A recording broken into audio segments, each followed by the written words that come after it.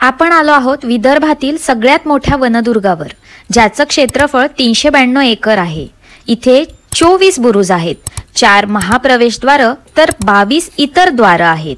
36 किलोमीटरची फक्त याची तटबंदी आहे। आणि या नरनाळा किल्ल्यावरचा हा आहे महाकाली दरवाजा आणि अप्रतिम असं नक्षीकाम या ठिकाणी आहे।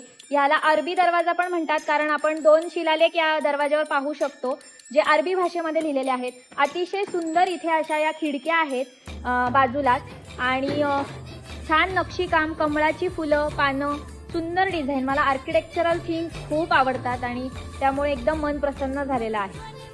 आणि आता आपण जाणार आहोत मेहंदी दरवाजा पाहण्यासाठी।